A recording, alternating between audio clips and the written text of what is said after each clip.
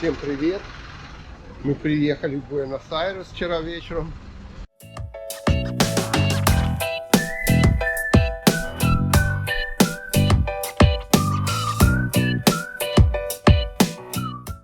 Можно было еще задержаться на океане на 2-3 дня еще. То есть нам даже предложили хозяева домика пожить там бесплатно. Они уезжали на свадьбу в Штаты к своей дочке. И говорят, там поживите здесь, поохраняйте наши домики, там живите себе сколько, как говорят, захотите. Ну, мы все равно, нам уже надоело. Мы насиделись, там такая жарища была. Решили уехать. Плюс работать надо, не только сидеть на море, пузо греть. Так что все, мы вернулись в Буэнос-Айрес. По дороге была очень сильная жара, практически кондиционер в машине уже, ну, как бы кочегарили, все равно жарко, выходить вообще не хотелось. А потом по дороге еще даже в грозу попали. Прикидывайте. И никогда такого лета не было, жаркого. Ну, не то, что не было, наверное, когда-то было, я не помню просто. Чтобы все время прямо лето было такое жаркое. Всегда, ну, неделя, ну, 2, ну, 1 месяц. Ну, чтобы вот уже сегодня 1 марта, все еще стояла жара за 30. Пока будет продолжаться до следующей недели. Так это, конечно, такого уже давно не было. Началась школа в Буэнос-Айресе, и в провинциях в 10, по-моему, началась школа. А может и во всех уже. Да, в 10 провинциях с понедельника была начиналась. А сейчас, наверное, во всех уже началась. Что еще такого интересного? Пляж изменился моментально. Вот вчера был пляж такой, как и нам всегда нравится. То есть народу вообще практически никого. То есть был, но чуть-чуть. То есть место выбирай, сколько влезет. Потому что все уже разъехались. Буквально в воскресенье был последний день наплыва на пляже. Потом все. А теперь, думаю, через месяц, после Пасхи, тут вообще будет уже как бы закрытый сезон. Многие кампинги перестанут работать после Пасхи в Аргентине. Не все кампинги открыты круглый год. Так, сейчас пойду. Хочу поменять пленочку на телефоне. То как-то он у меня свалился и вот здесь трохи зацарапался.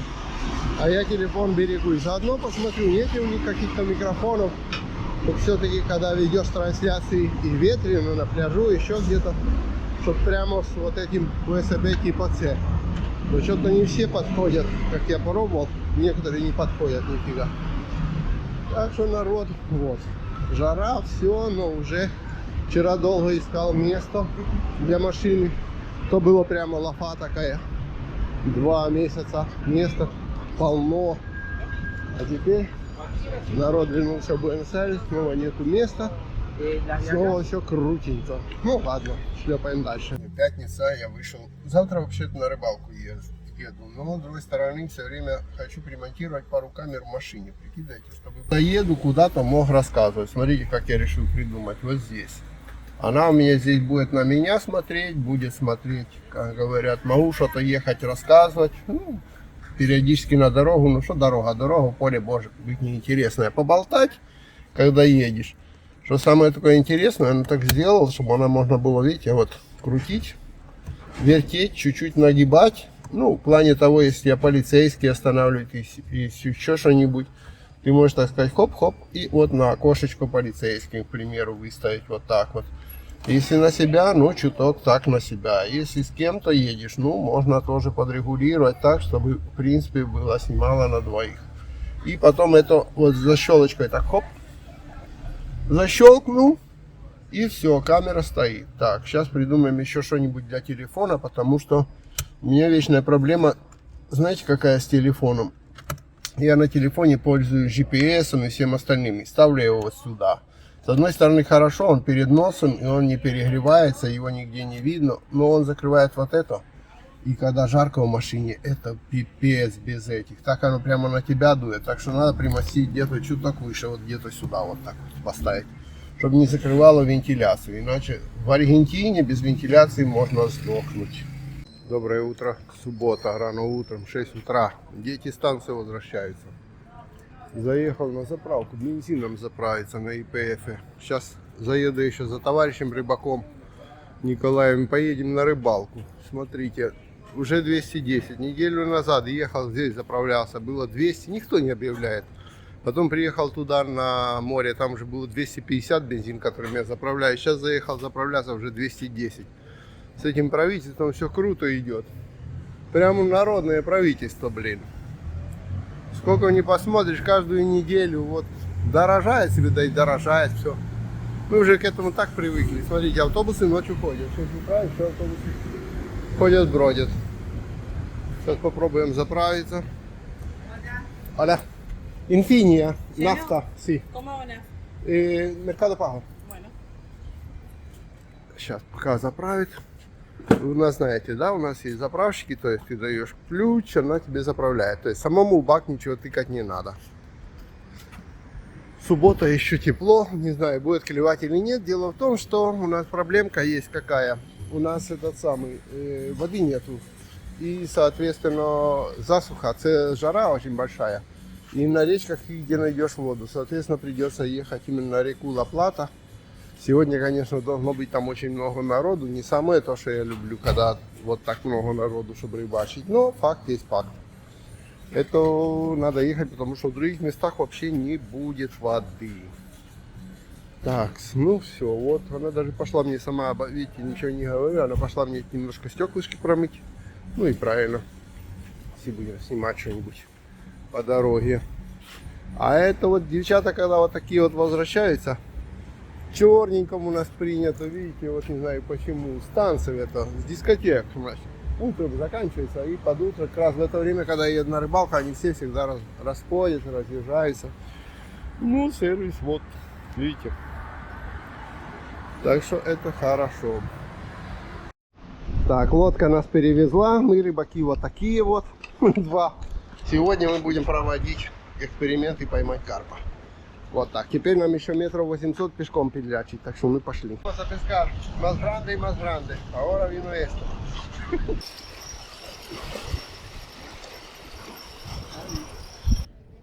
Аргентинцы даже порыбачить не могут, чтобы не врубить себе музыку. Эти врубили какую-то свою музыку. Те он флаг по-аргентински поставили над своим шалашом, блин. И все бегают. А Николай себе аргентинскую удочку патриотичную купил.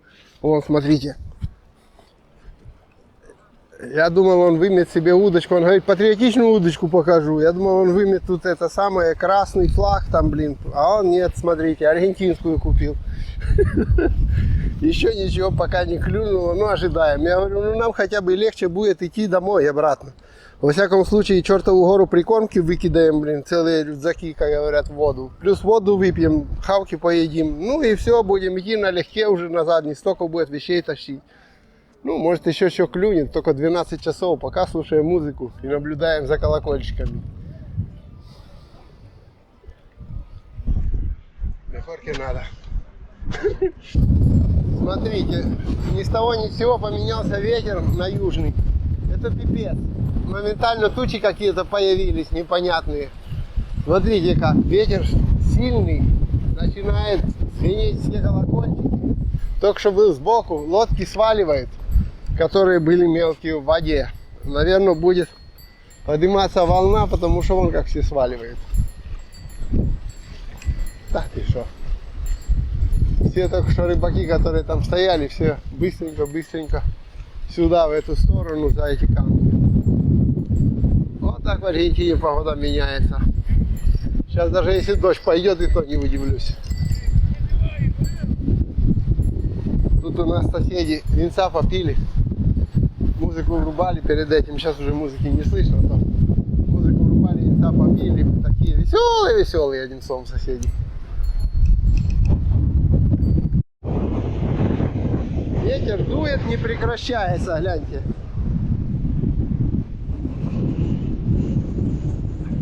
Так ты что? Вперед, прямо уже волны аж сюда вылетают. Так что такое спокойное место здесь было. Дети купались, все, и вода прыгала моментально. Сейчас не знаю. Огонь из воды. Так, уже на нас начинает. Смотри, аж сюда уже прилетают волны, выпрыскивает. А ты что, красота. Извиняюсь за выражение, это пипец, как у нас все меняется. Моментально дальше. Уже все, уже брызги летят аж сюда. Уже люди сваливают. Все летит, все сносит.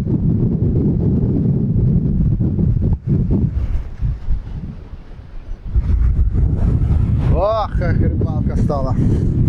Да ты что? Тут еще есть рыбаки, мы еще тоже есть. Но в любой момент и нас здесь несет. И так чуть-чуть осталось, чтобы мы поймали по здоровенному карпу, но нас это самое. Ну, как бы ветер и непогода. Отсюда надо сваливать. Смотрите. Смотрите, все сваливают, потому что сейчас метр еще поднимется эта вода, и это будет перехлюпывать. Это утопится. Тут по утряне сетку ставили, там был пляж, и вот тут сетку ставили. Вон бутылки, если кто увидит. Так вот теперь смотрите от берега, где сетка осталась. То есть вот как поменялось все. Мы быстренько пытаемся свалить, пока мы полностью вот уже не замокли. И наши вещи в том числе. Смотрите, что. Вот так Аргентина. 5 минут каких-то там не было, ветер поменялся и все пошло совсем по-другому. Вот такое. А еще полчаса назад Николай загорал, блин, здесь. Смотри, как хорошо позагорают. Позагорали. Вот. Решили кофе на заправке попить. Прикидываете? Здесь смотришь, погода как погода. Аж не верится, что там был такой, это самый, такая взволнованная река. А здесь вот ничего не слышно в городе. В городе все крутенько. Туризм, лето. Так что все, на реке совсем все по-другому. Попили кофе, попили этот самый, тостады покушали, бутербродики. Николай, человек курящий, побежал поискать, где можно на заправке покурить, бедненький, купить машину. А так как курящему потом будет вообще нигде, на заправках же курить запрещено, так что он стоит где-то за заправкой. Сейчас поеду его найду на выезде. А я решил испробовать, как же работает моя камера в машине. Я же крепление делал. Какой будет, правда, звук, наверное, придется все равно в машине писать где-то на... Так что только. Звук, наверное, придется тоже писать где-то на отдельный микрофон, но мы попробуем на всякий случай. Сейчас я буду что-нибудь да расскажу и посмотрим, как оно выглядит. Хотя бы для прикола. Меня, наверное, уже ждет. Надеюсь, он уже накурился. Вот за прикольно курящим. Негде вот так на заправках покурить. Какой ужас. Аргентинский. Прямо. Да, уже покурил без сигареты. Хорошо.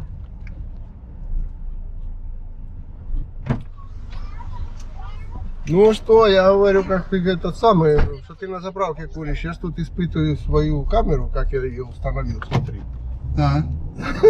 Рассказывай. Хоть я испытание же еще такое установил, но даже никогда не пробовал. Будет трястись, не будет трястись. Думаю, да попробуй хоть 2 секунды. Рассказал, пока Николай там ищет, где его покурить, говорю, на заправке бедненький, потому что у нас на аргентинских заправках не покурить. Так что купит машину, будет страдать. Придет на машине курить. Вот так вот. Чувствуешь, смотри, если будет хорошо показывать, буду когда ездить поездки, рассказывать анекдоты. Вот. Ладно, ребята, на этом пока этот день закончился, я так понимаю, у нас. Завез я уже Николая домой, сейчас тоже возвращусь, смонтирую это видео. На следующей неделе я уже парочку придумал названий для моих видео. Я думаю, будут очень полезные. Я думаю, что некоторые будут дуже удивлены. Николай рассказал свою идейку, он говорит, сними такое видео. Я сначала даже сам не подумал, я просто ему рассказал один случай. Он говорит, нет, ты должен всем об этом рассказать, чтобы все знали.